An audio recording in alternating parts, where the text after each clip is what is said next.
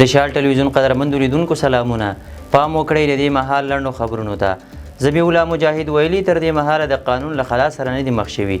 د طالبانو حکومت ویان مولوي ذبیح الله مجاهد ویلي هر هیواد کې اساسي قانون سیاسي اړخ لري او دوی د حکومت فعالیتونه د اسلامي شریعت مطابق پر مخ بیایي. هغه ویلي د افغانستان حکومت نور د قانون له خلا سره مخ نه دی. د نوموړي په وینا چې د طالبانو حکومت محاکمو کې پریکړې د فقهي قوانینو پر اساس ترسره کیږي چې اوس مهال دغه قوانین تر بل هر وخت پیاوړي شوي دي. نوموړي همداراز ویلي چې د زمینې په برابرېدو سره به د افغانستان پر اساسي قانون هم کار پیل شي.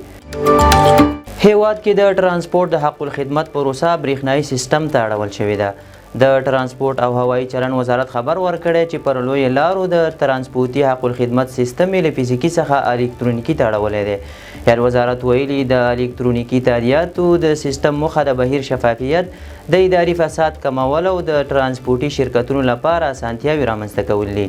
د مسؤلینو په وینا چې له 2 کلونو پرله پسې هڅو وروسته وتوانېدل چې په فزیکي ډول حق الخدمت اخیستل الکترونیکي برخې ته واړوي. دا په داسې حال کې ده چې پر لویو لارو او ښارونو کې به له ترانسپورتي موټرونو، ښاري ټکسیانو او بسونو څخه د حق الخدمت په نوم مالیه اخیستل کېده. د معلوماتو له مخې دغه پروسه لومړی د کابل ترانسپورتي ټرمینل څخه پیل او تمه ښودل شوي چې ټولو ولایتونو ته وغځول شي. کار او ټولنیزو چارو وزارت د خپلو اسنادو برېښنایي ارشیف پرانیسته.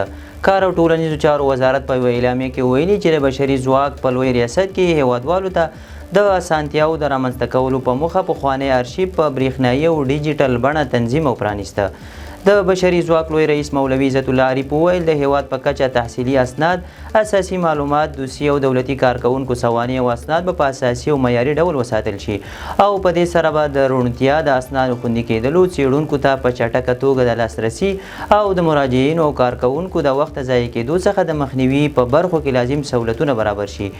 د ویلو ده چې د کار او ټولنیزو چارو وزارت د بشري ځواک لوی ریاست ارشیف په 1453 هجري شمسي کال کې تاسیس شو چې پکې د هیوادوالو د تیرو 15 لسیزو نږدې 10 میلیونه پاڼې تحصیلي اسناد او سوابق ساتل کیږي. غزني کې د 2.5 میلیون ډالرو په ارزښت د وړو د تولید و فابریکه جوړه شوه. غزني ولایت کې د سوداګر له لوري د 2.5 میلیون ډالرو په لګښت د وړو د تولید و کارخونه جوړه شوه چې پکې 4 ساعتونو کې بعد 250 ټن وړه تولیدوي. دا فابریکه چې پرونی په کار پیل وکړ شاوخوا 200 کسانو ته پکې مستقیم ډول د کار زمینه برابره شوه. د فابریکې مسؤل بسم الله همدرد وایي دغه فابریکه په 12000 متر مکعب ځمکه جوړه شوې چې اوس مهال په شپه ورځ کې د 250 ټن وړو د تولید وړتیا لري، خو پلان کې چې راتلونکي کې دا کچه لوړه کړي. د هغه په وینا د دې کارخونې ماشینونه له ترکیې هیواد راوړل شوي او د اروپا په کچه په نړیوالو معیارونو برابره کارخونه ده. امر بالمعروف وزارت د افغان میرمنو په تړاو د ملګرو ملتونو وروستي راپور ته غبرګون وښوده. د امر بالمعروف او نهي عن المنکر وزارت د ملګرو ملتونو د ښځو برخې وروستیو څرګندونو ته په ځواب کې ویلي چې په افغانستان کې ښځې له هیڅ تاوتریخوالي او بندیز سره نه دي مخ. یا سازمان په یو بیانیه کې ویلي و چې په افغانستان کې ښځې له تاوتریخوالي او بندیزونو سره مخ دي او تر ډیره یې حقونه تر پښو لاندې کیږي. خو د طالبانو حکومت د امر بالمعروف او نهي عن المنکر وزارت ویان سیف الاسلام خیبر په خپله ایکس پاڼه خپاره کړي یو غږیز پیغام کې ویلي د امر بالمعروف وزارت د ملګرو ملتونو د ښځو د برخې هغه څرګندونې چې ښځې په بې سابقه ډول له محدودیتونو سره مخ دي په کلکه ردوي.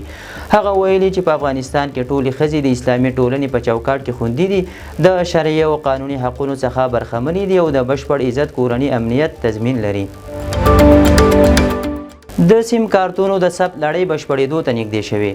د مخابراتو او معلوماتي ټکنالوژۍ وزارت وایي عنایت الله الکوزي وایي تر دې دمه په ټول هیواد کې له نږدې 6 میلیون سیم کارتونو څخه 21.5 میلیونه سیم کارتونه ثبت شوي او دغه لړۍ به په نږدې راتلونکي کې بشپړه شي.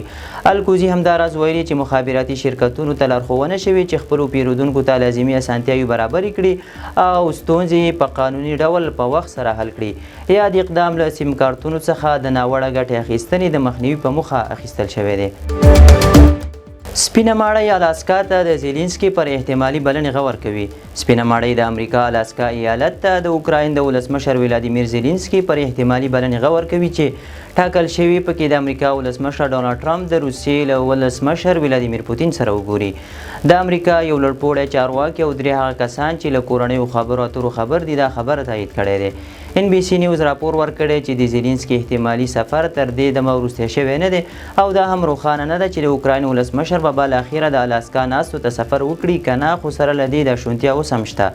د معلوماتو له مخې د امریکا ولسمشر ډونالډ ټرمپ او د روسیې ولسمشر ولادیمیر پوتین د راتلونکي جمعې په ورځ لیدنه ترسره کوي. حاکان فعلا اسلامي هیوادونه د غزې په تړاو د اسرائیل طرحې پر ضد یووالي ته رابللي.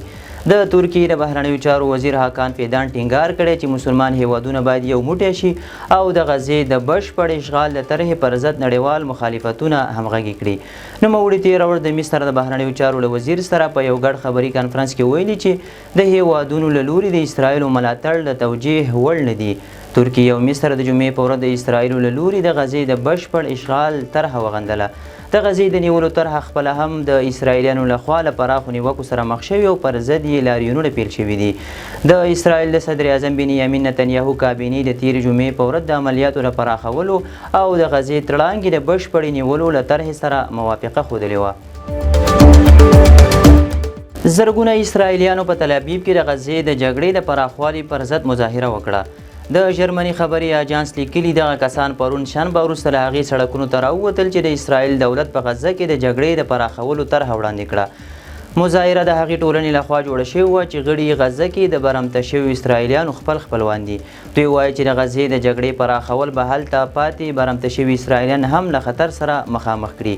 د اسرائیل د صدر اعظم بنیامین نتنیاهو کابینې د جمعې په ورځ د عملیاتو د پراخولو او د غزې تړانګې د بشپړې نیولو له طرحې سره موافقه وښوده. اسرائیلي چارواکي وایي لا هم 50 برمته شوي اسرائیلیان په غزه کې پاتې دي چې ویل کېږي لږ تر لږه 100 هغه یې ژوندي دي. ټرمپ په ملګرو ملتونو کې د امریکا د سفیر مرستیاله ونوموله.